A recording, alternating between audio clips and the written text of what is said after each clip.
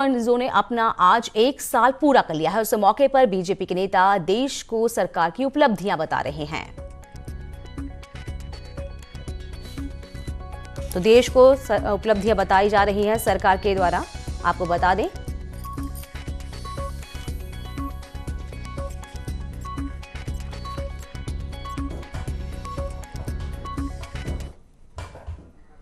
और हमारे साथ सीधे जुड़ रहे हैं राम नरेश अग्निहोत्री, आबकारी मंत्री। आपका बहुत बहुत स्वागत है राम नरेश जी। और आज जिस तरीके से 1 साल में सरकार के नाम पे कई उपलब्धियां हैं, उसको लेकर बहुत बहुत शुभकामनाएं आपको। सबसे पहले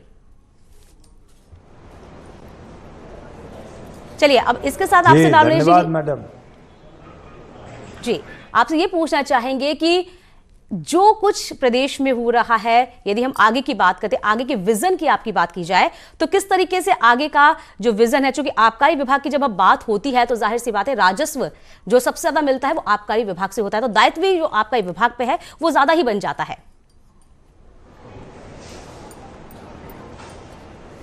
जी जी आबकारी विभाग प्रदेश को बड़ी मात्रा में राजस्व प्रदान करता है जी। और ये लॉकडाउन के समय जो दो ढाई महीने का कार्यकाल था, उसमें 4,000 करोड़ से अधिक का नुकसान प्रदेश के राजस्व में हुआ है। अब उसकी भरपाई करनी है, कोशिश हो रही है हम बड़ा हिस्सा प्रदेश के राजस्व में दे सकें। इसके लिए पूरा विभाग प्रयासरत है, परिश्रम कर रहा है और परिणाम भी अनुकूल आने की संभावना है।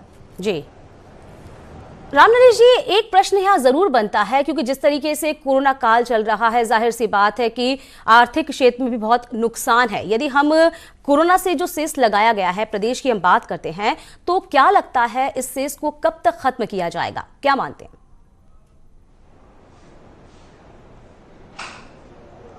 अभी जब तक कोरोना है तब तक तो ये रहेगा ही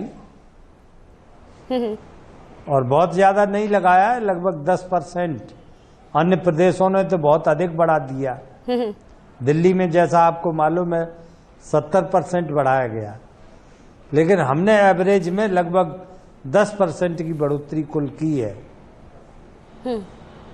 ये देखते हुए कि बिक्री पर प्रभाव न पड़े, इसलिए कुल 10% की बढ़ोतरी की गई है। अच्छा, ऐसे में राम नरेश जी एक समस्या ये भी आ बनती है कि जो शराब माफिया होते हैं वो बेहद सक्रिय हो जाते हैं। इसको लेकर क्या आगे कुछ रणनीति?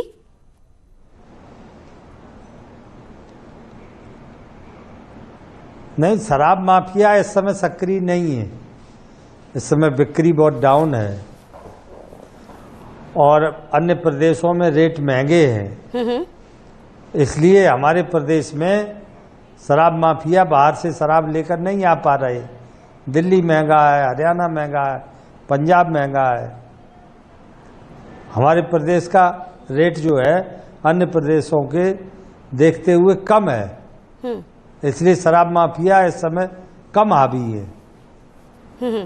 और इनको रोकथाम करने के लिए विभाग में कार्रवाई भी की जा रही है। एनफोर्समेंट हमारा जो विभाग है वो एनफोर्समेंट कर रहा है, जिला प्रशासन भी उसमें कड़ी कार्रवाई कर रहा है, निर्देश दिए गए हैं, पुलिस भी उसमें सक्रिय है।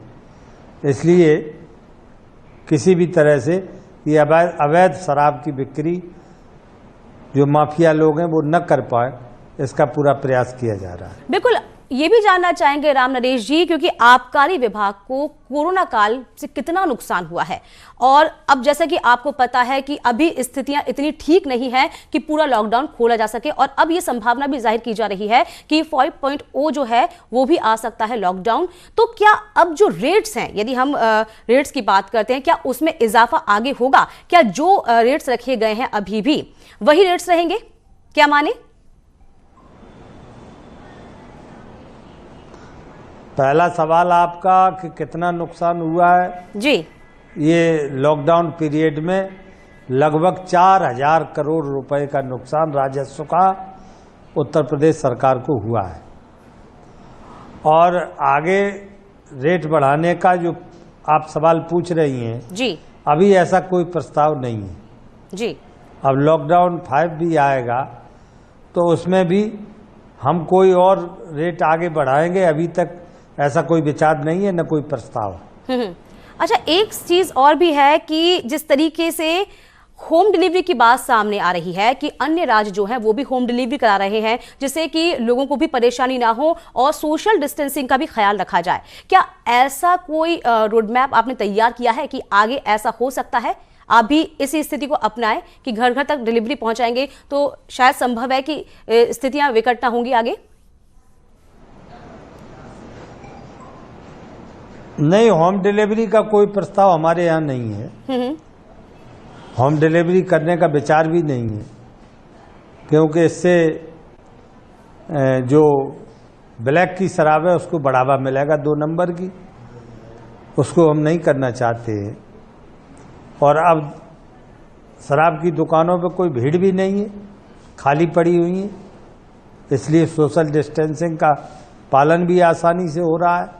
कोई भीड़ नहीं, कोई लाइन नहीं है, बड़े आराम से लोग जा रहे हैं और वहाँ से ले रहे हैं, कोई कठिनाई नहीं है। अच्छा, एक प्रश्न और भी है राम नरेश जी, बहुत लोगों ने पूछा है और जानना भी चाहेंगे कि मॉल में शराब की दुकानों का जो कॉन्सेप्ट है वो कब तक पूरा होगा और इसकी कुछ प्लानिंग है? हाँ, प्लानिंग है उसकी पूरी। मॉल में हम शराब की दुकान खोलना चाहते हैं जी, लेकिन ये लॉकडाउन के कारण मॉल ही बंद है। जब मॉल खुलेंगे तब उस पर विचार करेंगे। हमारा प्रस्ताव था, हमारी तैयारी थी कि मॉल में हम दुकानें खोलेंगे, लेकिन लॉकडाउन के कारण अभी उस पर कार्रवाई नहीं हो पा रही। बिल्कुल राम नरेश जी, जिस तरीके से आपको पता है कि 27 लाख जो प्रवासी हैं, श्रमिक जो हैं लौट रहे हैं हमारे प्रदेश में और उनको रोजगार से जोड़ने के लिए सरकार बिल्कुल कटिबद्ध है, प्रयास भी कर रही है। इस चुनौतियों को आप कैसे देख पा रहे हैं?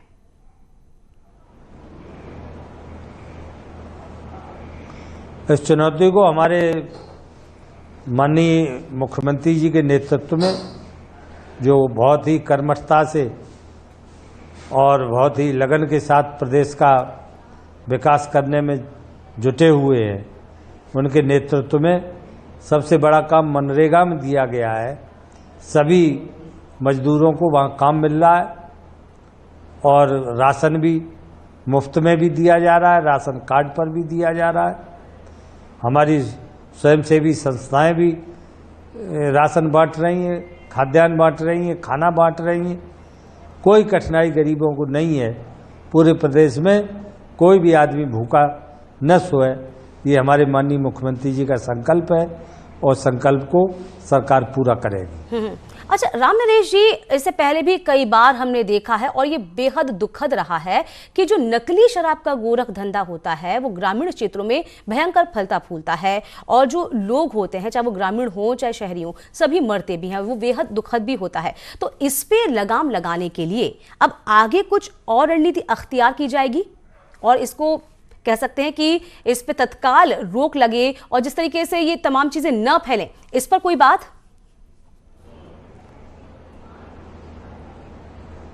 हाँ, इसके लिए तो पूरा हमारा विभाग भी जुटा हुआ है।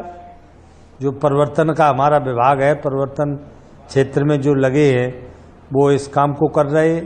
पुलिस प्रशासन भी कर रही है, जिला प्रशासन भी कर रहा है कि किसी भी तरह से जो जहरीली शराब है वो न बनने पाए और ये उद्योग जो जहरीली शराब बनाने वालों का है ये चालू न हो पाए।